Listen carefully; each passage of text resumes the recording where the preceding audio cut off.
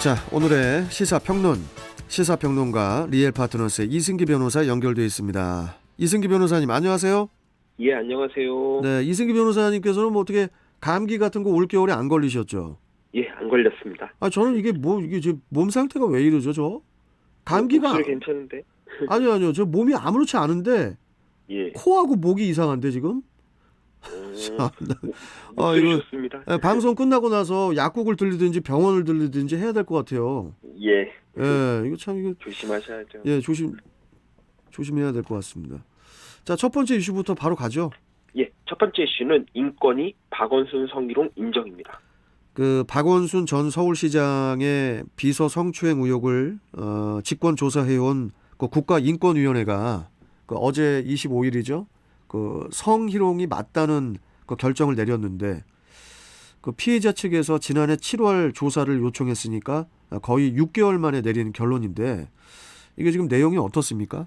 예, 그 인권위에 따르면 이 피해자가 이 박 전 시장의 일정 관리와 같은 이 비서의 기본 업무 이외에도 이 샤워를 전후해서 이제 속옷을 챙기거나 또 약을 대리 처방해서 그 약 복용을 챙겨주거나 그리고 혈압재기 그리고 심지어는 명절의 장보기까지 이 개인적인 심부름이나 이 사적 영역의 일까지 챙긴 것으로 그렇게 확인이 됐습니다. 예. 또한 인권위는 그간 논란이 되었던 이 성적인 언행에 대해서도 이 늦은 밤 박 전 시장이 피해자에게 부적절한 메시지와 사진, 이모티콘을 보내고 집무실에서 이 네일아트한 손톱과 손을 만졌다라는 이 피해자의 주장이 사실이다라고 하면서 이 박 전 시장의 이런 일련의 행위들이 성적 혐오감을 느끼게 하는 성희롱에 해당한다라는 결정을 내린 것입니다. 예. 그 이번 그 인권위 결정을 앞두고 이번 사건의 피해자가 인권위 직권조사 결과 발표는 저의 마지막 희망이다. 누군가의 삶을 살리기 위한 사실 확인을 통해서 우리 사회의 혼란을 잠재워달라. 이렇게 이제 요구를 했는데 결국 인권위가 이제 응답을 한 거네요. 예, 맞습니다.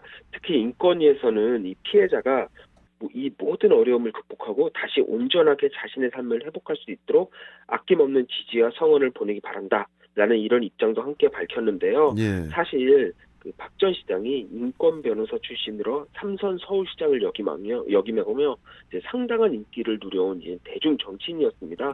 그렇기 때문에 이 일부 정치권과 또 일부 누리꾼들이 그동안 이 피해자의 피해 사실을 인정하지 않고 이제 피해자를 폄하하는 언행으로 2차 피해를 입히기도 했는데요.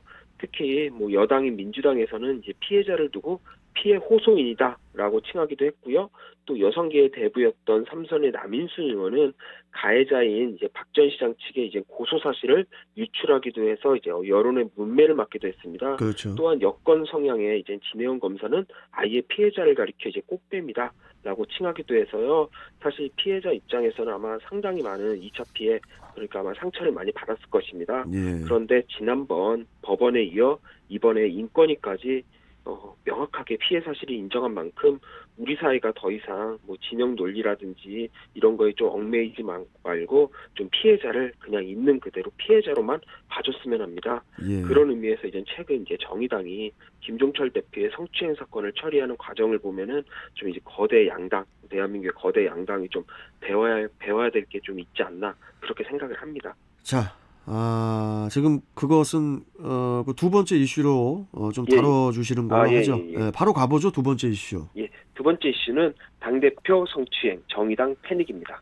자, 저도 어제 이 뉴스를 보고 좀 정말 놀랐는데 그 정의당 김종철 대표, 이제는 이제 전 대표인데요. 그 김 전 대표가 자당 소속 국회의원에 대한 성추행을 인정을 하고 스스로 이제 물러났어요. 예. 자, 이건 또 뭡니까 이게 어떻게 된 건가요 이거? 김 전 대표가 지난 15일 이 소속 의원인 장혜연 의원과 이제 당무 면담을 위한 식사를 마친 뒤에 부적절한 신체 접촉을 했다는 겁니다. 구체적으로 어떤 접촉인지에 대해서는 알려지지 않았는데요. 일단 정의당에서는 이 사실을 알게 된 즉시 이제 김 전 대표를 직위해제 처분을 했고요. 또 김 전 대표도 입장문을 통해 이제 성추행 사실을 인정했고 또 대표직 사퇴와 함께 성폭력, 성희롱 교육을 이수하겠다라고 했고요. 또 스스로가 정의당 당기위원회에 스스로를 제소해서 엄중한 징계 처분을 받겠다 라는 입장문을 공식적으로 발표를 했습니다. 예. 이런 부분은 사실 피해자가 문제를 제기한 이후에 2차 피해 없이 가해자가 신속히 사실을 인정하고 또 당에서도 곧바로 조치를 취했다는 점에서 이 박 전 시장 성추행이나 그동안 다른 유력 정치인들의 성비위 사건과는 좀 보여지는 모습 자체가 다른, 뭐 그렇게 좀 보여지는 모습과 완전히 다른, 좀 그렇게 좀 잘 해결되고 있는 그런 모습으로 보이는데요. 물론 그동안 성평등 이슈를 가장 적극적으로 주장해온 정의당에서 그것도 당대표가 이런 잘못을 저질렀다는 것은 정말 충격이지만, 또 다른 한편에서 보면 어쩌면 정의당이 지금 보여주는 모습, 그러니까 이번 사건을 피해자 중심주의 입장에서 신속히 해결하는 모습은 오히려 풍파 끝에 더 단단해진다고, 국민들에게 더 큰 신뢰를 주지 않을까, 이런 모습, 저는 그렇게 생각을 합니다. 예. 뭐 그렇다 보니 이제 이번 사건을 두고도 여당과 야당의 입장에 또 온도차가 또 느껴집니다. 예, 아무래도 여당인 민주당은 이제 박원순 전 시장 성추행권이 있다 보니까 공식적인 논평을 통해서, 이 정의당은 젠더 이슈와 인권에 누구보다도 앞에서 목소리를 내왔다. 이번 사건은 충격을 넘어 경악이다라고 비판적인 입장을 보였는데요. 또 그에 반해 국민의힘은 이번 사건을 대하는 정의당의 태도와 대응 과정은 매우 적절하다. 집단적 2차 가해를 저지른 민주당과는 확연히 다른 모습을 보여줬다라고 해서 아예 이번 사건을 고 박 전 시장 사건과 연결지어서 이 민주당 때리기에 이제 나서는 모습입니다. 예. 하지만 뭐 제가 보기에는 뭐 민주당이나 국민의힘이나 이 거대 양당은 이제 거의 도찐 개찐이 아닌가 그렇게 생각을 하는데요. 이제 이번만큼은 적어도 이 성비위와 관련돼서 사건을 처리하는 모습만큼은 좀 정의당의 지금의 모습을 좀 보고 배웠으면 하는 그런 생각입니다. 자, 아무튼 뭐 씁쓸합니다. 예. 예, 자, 마지막 이슈 전해주시죠. 예. 세 번째 이슈는 대법, 리얼돌, 음란물 아닌 성기구입니다. 그 대법원이 그 성인용 전신 인형인 리얼도를 두고 음란물이 아닌 성기구라고 이제 판단해서 논란이 되고 있는데, 이번 판결이 어떤 의미가 있는 거죠? 예, 우선 이번 판결의 사실관계를 보면은 한 성인용품 수입 업체가 지난해 1월 이제 김포공항 세관을 통해 리얼도를 수입하려고 했습니다. 예. 그런데 관세청에 의해 이제는 보류를 당했는데요. 그 이유가 관세법을 보면은 이 풍속을 해치는 물품을 수입하거나 수출하지 못하게 그렇게 규정하고 있습니다. 그런데 관세청에서는 바로 이 리얼돌이 그 풍속을 해치는 물품, 즉 음란물에 해당한다는 겁니다. 예. 그리고 해당 업체는 서울행정법원에 이 처분을 취소해달라고 소송을 했고요. 당시 법원은 리얼돌은 음란물이 아닌 성기구다, 성인용품이다 라고 해서 세간의 보류 처분을 취소한 겁니다. 그리고 대법원에서 이를 유지한 거고요. 그래서 대법원의 판결에 따르면 결국 세관, 그러니까 외국의 그 리얼돌이 국내에 합법적으로 수입이 될 수 있게 되는 겁니다. 자, 그러면은 이승기 변호사, 이 예. 법원이 이 리얼도를 성기구라고 판단한 근거가 뭡니까? 예, 그 리얼돌에 대해서는 이미 2019년 6월경에 대법원에서 한 차례 비슷한 결정을 내린 선례가 있습니다. 근데 이번 대법원 판결도 그때와 비슷한데 예. 그 근거를 한 4가지로 정리할 수가 있습니다. 먼저 비록 첫 번째로 그 리얼돌이 성인 여성의 모습을 자세히 표현하긴 했지만 실제 사람과의 구별이 어렵지는 않다라는 점이고요.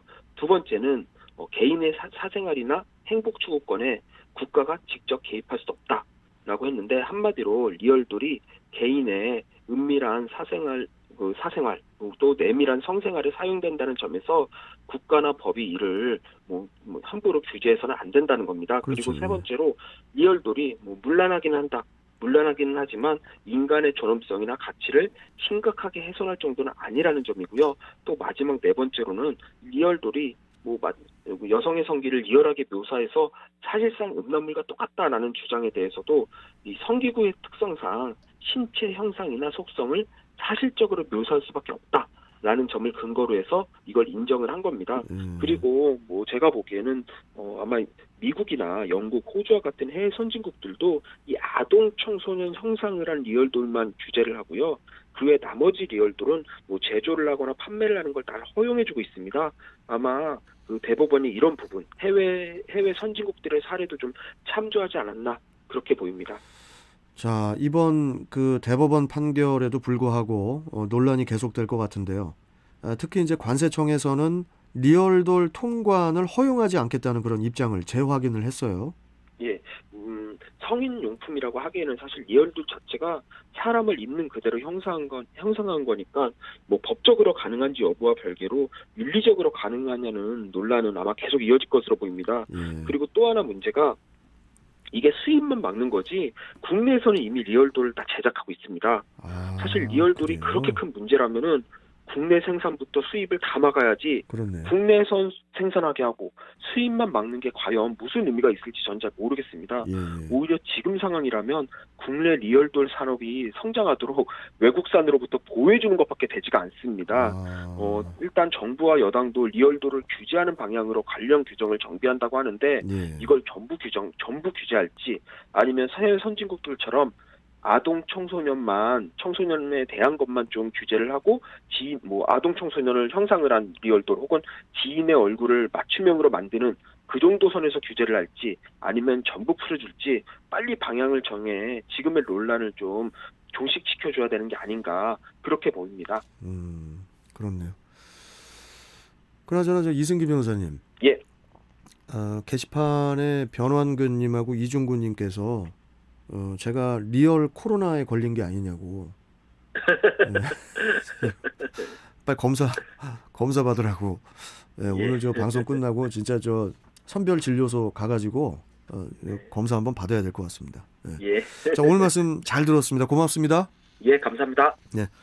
자, 시사평론가 리얼 파트너스의 이승기 변호사와 함께했고요. 지금 TVN 긴급 정보가 들어왔습니다.